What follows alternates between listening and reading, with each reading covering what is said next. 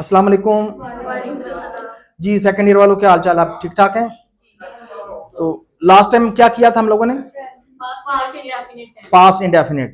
तो आज हम करेंगे फ्यूचर इंडेफिनिट। ठीक है, तो फ्यूचर इंडेफिनिट की डेफिनेशन देख लें। सबसे पहले, ऐसा टेंस जिसमें किसी काम का करना, होना या सहना मुस्तकबिल या आने वाले जमाने में पाया जाए, वो फेल मुस्तकबिल मुतलिक कहलाता है। ऐसा टेंस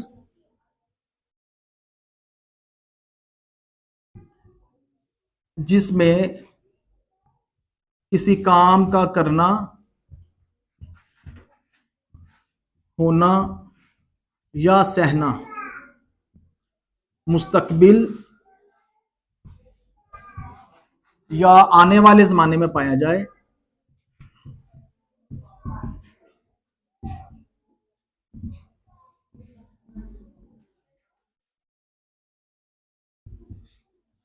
फेल मुस्तकबिल मुतलिक कहलाता है।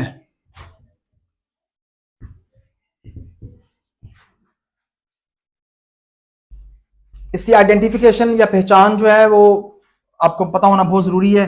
उर्दू फिकरात के आखिर में अमूमन गा, गे, गी आता है। जिन फिक्रों के एंड पे गा, गे, गी आ जाएगा, आपको पता लग जाना चाहिए कि ये फ्यूचर इंडेफिनिट टेंस के फिकरात हैं। अब इसके अफर्मेटिव सेंटेंसेस यानी कि सादा फिकरात कैसे बनते हैं उसका फार्मूला देख लें। सबसे पहले हस्बे मामूल सब्जेक्ट आता है अफर्मेटिव सेंटेंस में। उसके बाद विल या शेल हेल्पिंग वर्ब यूज होते हैं। उसके बाद वर्ब की first form plus object.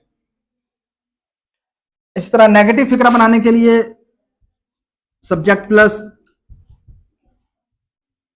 Will shell plus note plus verb की फर्स्ट फॉर्म प्लस ऑब्जेक्ट। इस तरह इंटरोगेटिव या सवालिया फिक्रात के लिए विल शेल शुरू में आ जाएगा, प्लस सब्जेक्ट प्लस वर्ब की first form plus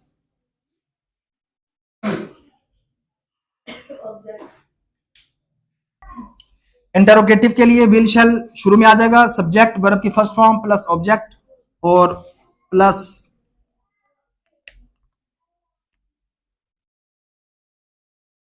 sign of interrogation. अब आपने याद रखना है कि आई और वी के साथ शेल लगेगा और बाकी जो सब्जेक्ट्स हैं जैसे ही, शी, इट, दे, यू, इनके साथ या कोई भी नेम आ जाए तो उसके साथ जो है विल लगेगा। इस बात को आपने माइंड में रखना है। लेकिन इस बात को याद रखिए कि अगर फिक्रे के अंदर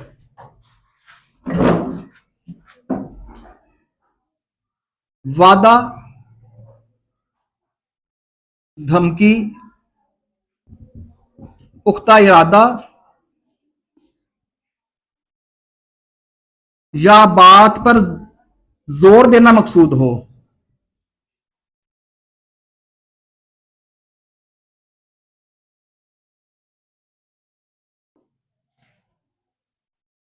तो क्या होगा?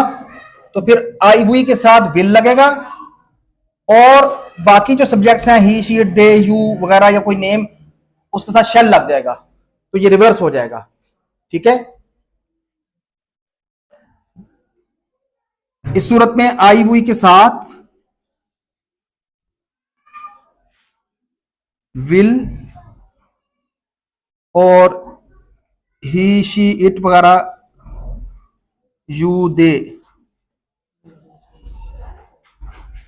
के साथ शेल लगेगा।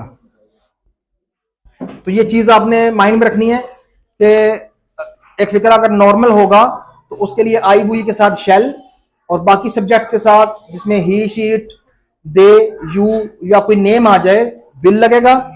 लेकिन अगर फिक्र के अंदर वादा हो, धमकी हो, पुख्ता इरादा हो या बात पर जोर देना मकसूद हो तो ये रिवर्स हो जाएगा।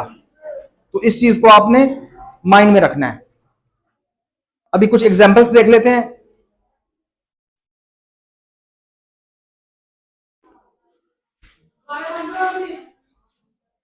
एक फिक्रा है जैसे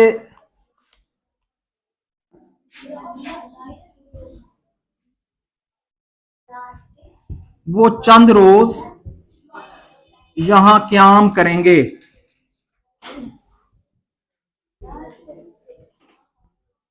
अब देखिए एंड पे गे आ गया तो ये आइडेंटिफिकेशन है कि ये फ्यूचर इंडेफिनिट टेंस का फिक्रा है या सेंटेंस है। तो सबसे पहले आप बताएं ये क्या है, सब्जेक्ट क्या है यहां पे?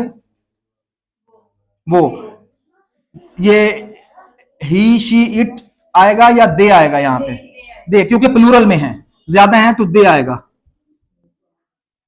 तो दे के साथ कौन सा हेल्पिंग वर्ब लगेगा? शेल। शेल तो नहीं लगेगा, विल लगेगा, क्योंकि एक नॉर्मल फिक्र है, इसमें कोई वादा नहीं है, धमकी नहीं है, पुख्ता इरादा नहीं है, या बात पर जोर देना मकसूद नहीं है। एक नॉर्मल फिक्र है तो दे विल लगेगा। तो क्याम करने की इंग्लिश होती है दे विल स्टे। यहां के लिए here, they will stay here for few days.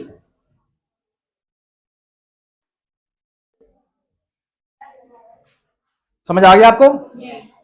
इसी तरह इसको नेगेटिव बनाना होगा तो दे विल के साथ, दे विल के बाद नॉट आ जाएगा, they will not stay here for few days. और इस तरह इंटेरोगेटिव के लिए विल जो है वो शुरू में आ जाएगा, will they stay here for few days, और एंड पे साइन ऑफ इंटेरोगेशन। तो इसके बाद मैं आपको कुछ सेंटेंसेस देता हूं प्रैक्टिस के लिए, वो आप नोट करें। और हमारी वीडियो यहीं पे खत्म होती है। और तमाम दोस्तों से जो ये वीडियो देख रहे हैं